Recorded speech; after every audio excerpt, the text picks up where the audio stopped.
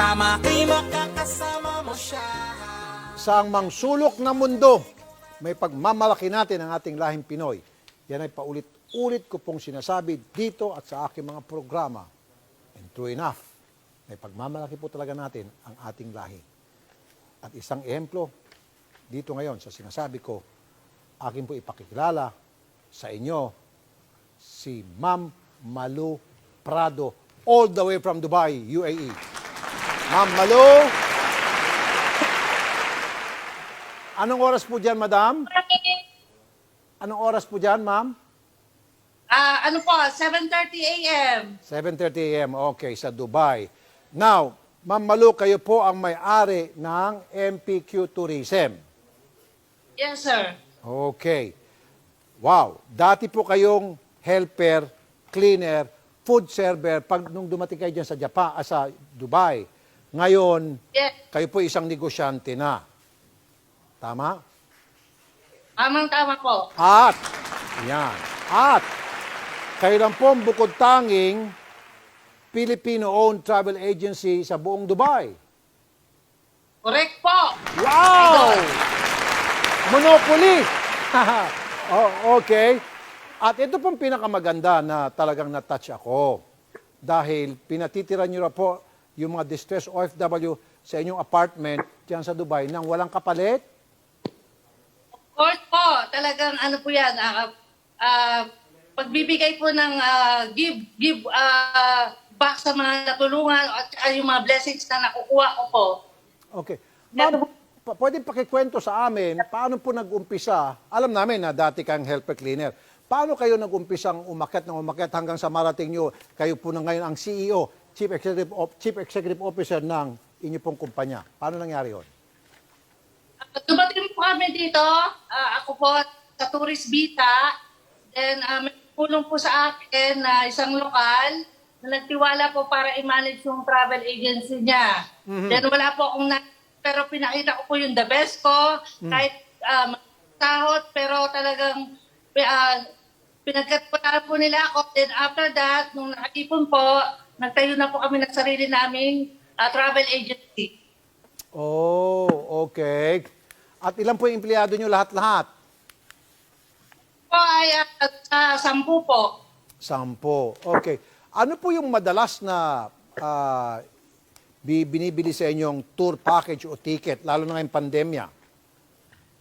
Ang ano mo naman po dito ay very open naman po. Basta kung COVID negative, pwede pong mag-tourist from Manila to Dubai, then all over the country. Okay.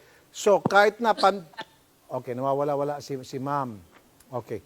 Meron na po kayong 3 anak. Okay. Nandiyan na po ngayon sa Dubai o nandito sa Pilipinas? Andito po kami sa Dubai. Dito po yung 3 kong anak. Nag-aaral po lahat. Wow. Tulong po ng travel agency namin. Ma'am, Saka yung husband.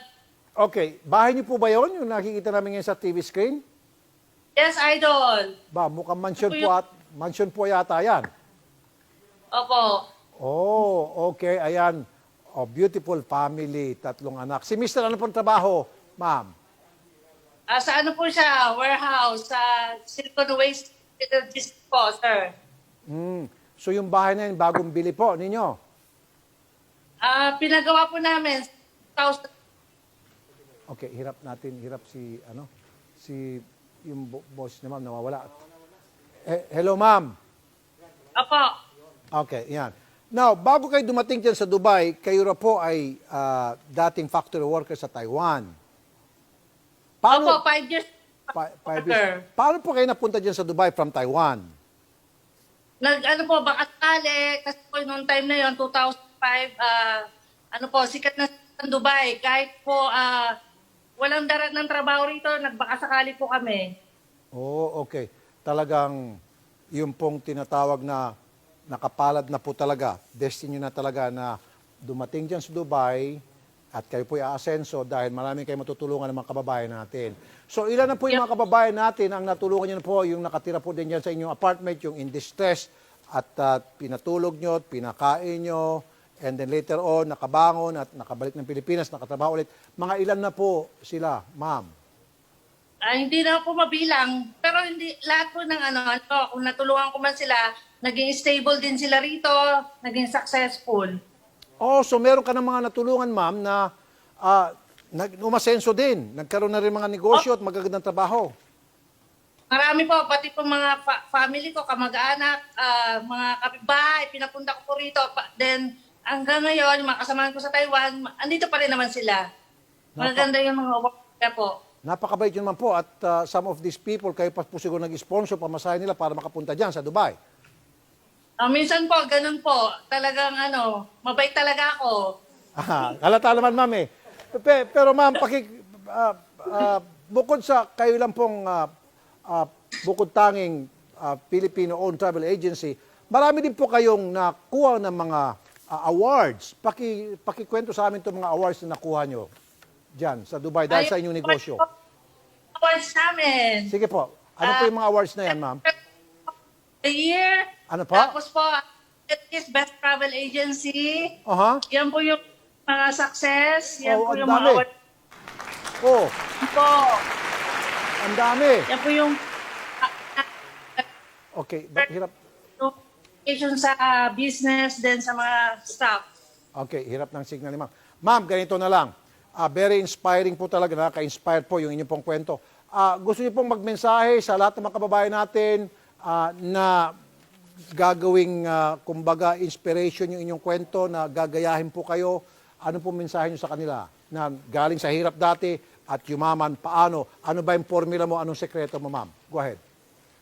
Basta, halimbawa po, meron lang pong nagtiwala, then wag niyo pong sirain, then yung pagsisipag sa trabaho, then halimbawa po, kung sakali, mag-ano po kayo ng pera. Talagang lahat ng pinaghirapan dapat tinikip, may nag-i-invest ka ng maayos, para lahat may mapupuntahan, para hindi masayang ang pag-abroad. Well said, well said. Okay, ma'am. Meron kang gusto mo i-shout out dito sa Pilipinas o kahit saan man? Shout out. Yung aking mga staff, eto po sila. Hello. Yan po yung aking mga... Oh, sige. Banggitin niyo po yung pangalan nila isa-isa. From left to right. Sige, mga pangalan po nila. Ito po, binabati ko po si Conjen, Paul, Madam Yasmin, mga CNG, MPQ staff, then yung mga friends po namin, anak tatay ko, syempre sila, ito po, ang mga staff ko, mababait. Hello po, Sir Rafi. Yan po, Ayo. salamat po sa bigay sa amin ng picture. Okay. Isa na lang po. Sobrang salamat po. Diyan ho ba sa Dubai, meron na bang restaurant dyan ng Pilipino? Madami po, sir. Ano ba yung, Madami. okay. Ano ba yung, pag napunta kami dyan sa Dubai, ano ba yung mai-recommenda mong pagkain na dyan sa Dubai na specialty talaga? Na Marami. kinakain ng marami na mga taga-Dubai?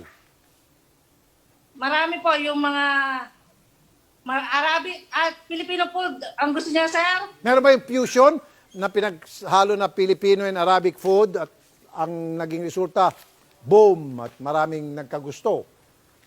Bestseller. Yes, marami po. Mukbang. Mukbang. Then,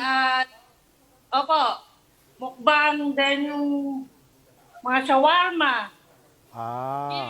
Spaghetti. Okay. Hummus. Yes, marami pong successful na Filipino entrepreneur po dito sa Dubai ngayon. Okay, sige. Sa susunod, sila naman po interview namin. For now, kami po'y humahanga sa inyo pong sipag, katapatan sa inyong trabaho, sa inyong employer dati, hanggang sa kayo po yung masenso. Talagang napakaganda po itong ehemplo ninyo. Kaya we're all inspired and we're all very, very proud of you. Sabi ko, ulitin ko, I've been saying this all along, sa amang sulok ng mundo, may pagmamalaki natin ng ating lahing Pinoy. Ma'am Malu Prado at sa ampo ng mga kasamaan mo dyan, mabuhay po kayo. Ingat palagi. God bless po. Thank you. Palakpakan natin, guys. Okay.